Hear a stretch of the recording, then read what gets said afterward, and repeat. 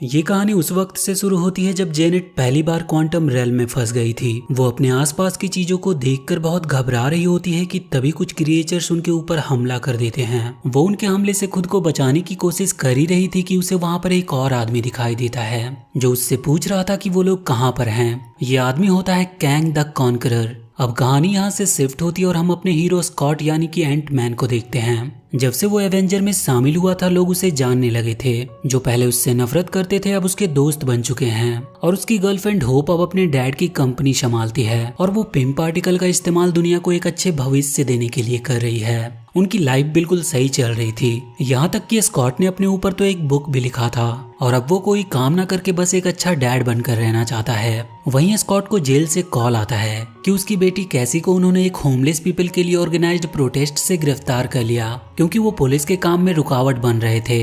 Scott और hope जाकर उसे छुड़ाते हैं और अपने साथ लेकर आते हैं। स्कॉट उसे समझा रहा था कि उसके हीरो बनने के चक्कर में वो किसी दिन बहुत बड़ी मुसीबत में फंस सकती है, पर कैसी का कहना था कि अब वो बड़ी हो चुकी है और उसके पास खुद का एक सूट भी है तो अब वो अपनी हिफाजत खुद कर सकती है। यहाँ पर स्कॉट को पहली बार पता चलता है कि कैसी के पास भी एंटमैन का सूट है जिसे होप ने उसे दिया है। आगे हम उन लोगों को हैंक और जेनेट के साथ लंच करते हुए देखते हैं। वो सब अब साथ ही रहते थे जहाँ कैसी हैंक और होप के साथ मिलकर क्वांटम रेल्म के बारे में और जानने की कोशिश कर रही है। हैंक स्कॉट को दिखाता है कि उसने एंट्स के ऊपर कुछ और भी काम करना शुरू कर दिया है। वो सारे एंट्स खुद ब खुद हैंक के मुताबिक कुछ भी बिल्ड कर सकते थे। वहीं कैसी भी सबको बताती है कि उसने एक डिवाइस बनाया है जिससे वो क्वांटम रेल्म के बारे में और अच्छे से जान सकते हैं। लेकिन इस बात से जेनेट जरा भी खुश नहीं थी क्योंकि उसने अपनी जिंदगी के 30 साल वहां बिताए थे और उसे पता था कि क्वांटम रेल्म कितना खतरनाक साबित हो सकता है। लेकिन कैसी उनसे कहती है कि उन्हें क्वांटम रेल्म के बारे में जानने के लिए वहां जाने की कोई जरूरत नहीं, वो अपने डिवाइस की मदद से यहीं पे रहकर वहां के बारे में जान सकते हैं। उसका वो डिवाइस एक रेडियो सिग्नल क्वांटम रेल्म में भेजता है और वहां से फिर वो सारा डेटा कलेक्ट करके उन्हें दिखाया जाता है। लेकिन रेडियो सिग्नल की बात सुनते ही जेनेट घबराने लगती है और वो तुरंत ही उससे वो डिवाइस को बंद करने को कहती है और खुद ही जाकर उसे बंद कर देती है। लेकिन तभी वो डिवाइस फिर से ऑन हो जाता है और वो वहां की सारी चीजों को अपने अंदर खींचने लगता है जिसकी वजह से वो भी उसी के अंदर सभी क्वांटम रेल्म में चले जाते हैं। साथ ही हैंक के वो एंट्स भी उनके साथ अंदर आ गए थे। अब वहां पे स्कॉट और कैसी एक जगह पे साथ ही लैंड हुए थे। वो अपने आसपास देखकर ये समझ ही नहीं पा रहे थे कि आखिरकार वो हैं कहाँ पर। इधर होप और हैंक जेनेट को ढूंढ रहे थे, तभी वहां पर जेनेट आकर उनसे छुप कर रहने को कहती है। इधर स्कॉट होप से कांटेक्ट करने की कोशिश कर रहा था पर उसका कांटेक्ट हो नहीं पा रहा था। वो कैसी को बार बार ये दिलासा दे रहा था कि वो सब सेफ हैं, उन्हें कुछ भी नहीं होगा। पर तभी उनके ऊपर एक बड़ा सा क्रिएचर हमला करता है। वो क्रिएचर उन्हें मारने ही वाला था कि तभी कुछ लोग आकर उस क्रिएचर को मारकर उन्हें बचा लेते हैं। वो लोग वहीं क्वांटम रिल्म के रहने वाले थे। वो उन दोनों को पकड़कर अपने साथ ले जाते हैं और वो स्कॉट को एक ड्रिंक पिलाते हैं जिसके पीने के बाद वो उनकी लैंग्वेज समझने लगा था। वहाँ स्कॉट सबको अपने बारे में बताता है कि वो लोग कैसे यहाँ पर पहुंचे और वो उनके लिए कोई खतरा नहीं है। लेकिन वहाँ की लीडर जिसका नाम जेंटूरा था वो उससे कहती है कि वो लोग भी ऊपर से आए हैं और उनके पीछे पीछे वो कॉन्करर भी आता ही होगा जिसने उनकी इस दुनिया को बर्बाद करके नर्क बना दिया। पर स्कॉट को समझ नहीं आ रहा था कि ये कॉन्करर कौन है। इधर जेनेट को वहाँ के कुछ लोगों का एक ग्रुप मिलता है जो उसे पहले से जानते थे। ये देखकर होप और हैंक पूरी तरह से हैरान थे। वो उन लोगों को एक क्रिएचर देता है जिन पर वो सवारी कर सकते थे। वो तीनों उस पे सवार होकर एक जगह पे पहुंचते हैं जहाँ जेनेट हैंक और होप को भी वो ड्रिंक पिलाती है जिसकी वजह से वो भी वहाँ के लोगों की लैंग्वेज को समझने लगे। वहाँ वो अपने एक पुराने दोस्त क्राइलर से मिलकर वहाँ से बाहर जाने में उसकी मदद मांगती है क्योंकि उस आदमी के साथ मिलकर जेनेट ने कॉन्करर के खिलाफ जंग किया था और वो लोग वहाँ के रेबेलियन कहलाते थे।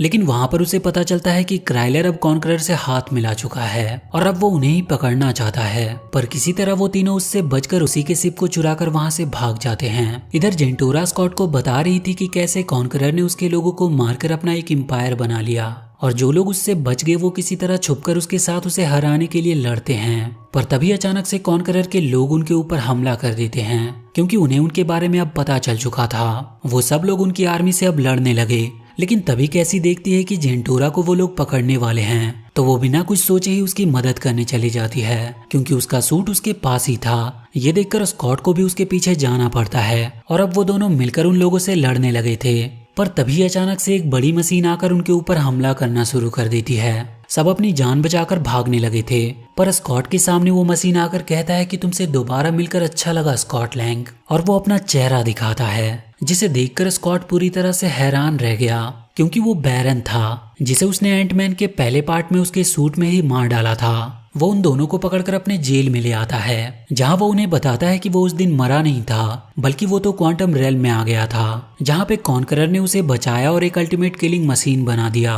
और अब उसका नाम मोडॉक है। इधर जेनेट हैंक और होप को सब कहानी बता रही थी कि जब वो क्वांटम रेल में थी तभी उसे कैंग मिला, जो उसी की तरह वहां पर फंस गया था। उसने उसे बताया कि वो एक स्पेस ट्रैवलर है और अपने शिप के खराब हो जाने की वजह से वो यहाँ फंस गया। उसके पास एक ऐसा शिप था जिसकी मदद से वो किसी भी टाइमलाइन और यूनिवर्स में ट्रैवल कर सकता था। इसीलिए उसने उसके साथ मिलकर उस शिप के एनर्जी कोर को रिचार्ज करने की कोशिश करने लगी, ताकि वो वापस अपने घर जा सके। और कई सालों की मेहनत के बाद उन्हें सफलता मिली। उन्होंने एनर्जी कोर को चार्ज कर लिया और वो उसे कैंग के शिप में लगाने लगे। उसका वो पूरा शिप न्यूरोकाइनेटिक था, जो कि उसके माइंड से कनेक्टेड थे।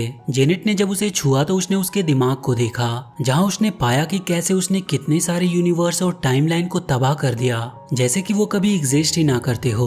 और वो क्वांटम रेल में फंसा नहीं था, बल्कि किसी ने उसे वहां पर फंसाया था, ताकि वो बाहर आकर और भी यूनिवर्स को तबाह न कर सके। पर उसका शिप अब फिर से एक्टिवेट हो चुका था और उसने अपना सूट भी हासिल कर लिया था। वो जेनेट से कहता है कि वो उसके घर पहुंचा देगा और उसके प्लेनेट को भी वो कभी खत्म नहीं करेगा, पर जेनेट को ये मंजूर नहीं था और वो उस एनर्जी कोर को लेकर वहां से भागने लगी। लेकिन कैंग के पास अब उसका सूट आ चुका था, जिसकी वजह से वो उससे ज्यादा दूर भाग नहीं सकती थी, और इसीलिए उसने उस एनर्जी कोर को अपने पिम डिस्क की मदद से बहुत ही बड़ा कर देती है, जिसकी वजह से अब कैंग उसके कोर तक पहुंच नहीं सकता था और हमेशा के लिए अब वो वहां पर फंस चुका था। लेकिन अब उसके पास उसका सूट था और उसने अपने टेक्नोलॉजी की मदद से वहीं पे अपना एक एम्पायर बना लिया। सालों तक जेनेट वहीं पे छुपकर उससे लड़ती रही, जब तक कि हैंक ने वहां पर आकर उसे बचाना लिया और घर ना लेकर आ गया। पर वो वापस आकर भी इसी गिल्ट में थे कि वो क्वांटम रेल में एक मॉन्स्टर को जगाकर वहां से खुद भाग आई। होप उससे कहती है कि अब वो साथ मिलकर उसे एनर्जी कोर लेने से रोकेंगे, और वो तीनों निकल पड़ते हैं उस कोर की तलाश में। इधर कैंग स्कॉट को उसकी बेटी को मारने की धमकी देकर ये मनवा लेता है कि वो जाकर उस जगह से एनर्जी कोर लेकर आएगा। स्कॉट उस कोर को लेने के लिए चला जाता है, पर वो जैसे ही वहां के सेंटर तक पहुंचता है उसे कुछ अजीब सी फीलिंग होने लगती है। वो देखता है कि उसके जैसे ही कई सारे लोग बनते जा रहे हैं। उसे कुछ भी समझ नहीं आ रहा था। वो जितना ज्यादा सोच रहा था उसके हमशक्ल उतने ही बढ़ते जा रहे थे, क्योंकि ये सब उसकी पॉसिबिलिटीज थी। जैसा कि वो सोच रहा था, उन सब में वहां पर भगदड़ मच जाती है, क्योंकि वो सब उस एनर्जी कोर तक पहुंचना चाहते थे।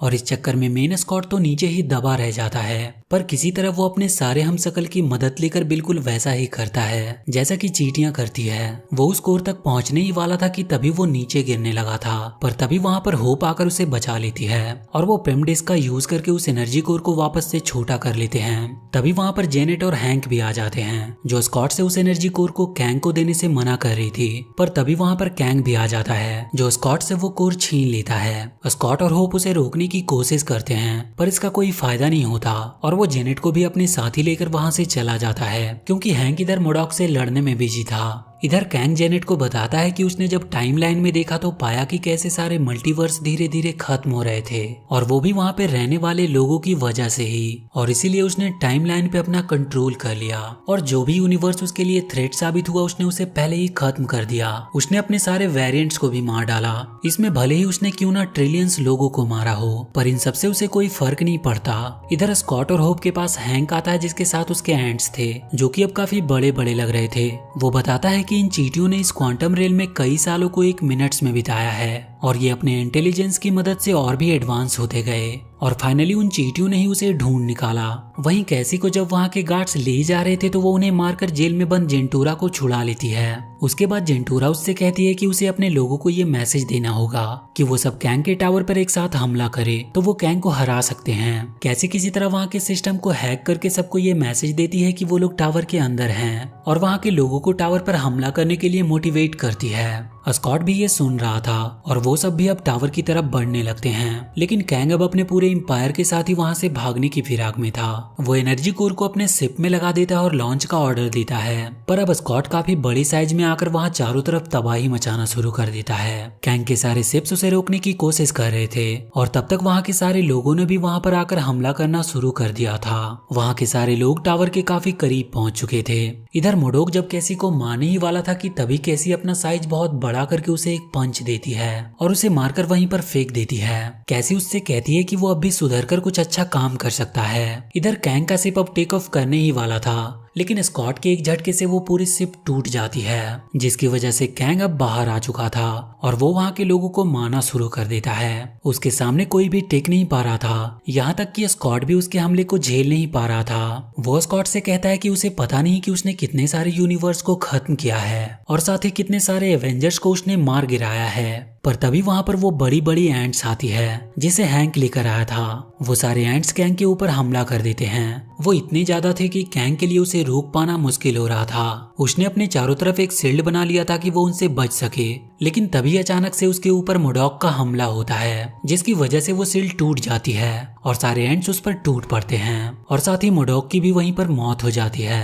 तभी जेनेट उन्हें बताती है कि वो जल्दी से टावर में आ जाए क्योंकि वो वापस जा सकते हैं, लेकिन उनके पास अब ज्यादा टाइम नहीं। वो सब जल्दी से टावर के अंदर पहुंचते हैं। वहाँ पे जेनेट ने उस एनर्जी कोर का इस्तेमाल करके एक पोर्टल बनाया था, जिससे होकर वो सभी वापस जाने लगे। लेकिन सभी के जाने के बाद स्कॉट के ऊपर कैंग का हमला होता है और वो उसे मारने लगता है। वो उसे मारकर खुद ही उस पोर्टल के थ्रू बाहर जाना चाहता था, लेकिन स्कॉट अपने पिमडिस्क की मदद से एक बार फिर से उस एनर्जी कोर को डिस्ट्रॉय करने लगता है। ये देखकर कैंग जल्दी से वहाँ से बाहर निकलने की कोशिश करने लगता है, लेकिन जैसे ही वो पोर्टल से बाहर निकलने वाला था उसके सामने होप आ जाती है और वो उसे मारकर उसे एनर्जी कोर के पास फेंक देती है, जिसके फटते ही वहीं पर उसकी मौत हो जाती है। और साथ ही अब वो पोर्टल भी बंद हो चुका था। लेकिन वो दोनों इस बात से खुश थे कि उन्होंने क्वांटम रेलम को डिस्ट्रॉय होने से बचा लिया। पर केसी अपने डिवाइस का यूज करके एक बार फिर से उनके सामने वो पोर्टल खोल देती है और फिर वो दोनों भी वापस आ जाते हैं। और इसी के साथ ये मूवी यहीं पर खत्म होती है। तो वीडियो अगर अच्छी लगी हो तो please do like and share this video and please subscribe to my channel and press that bell icon.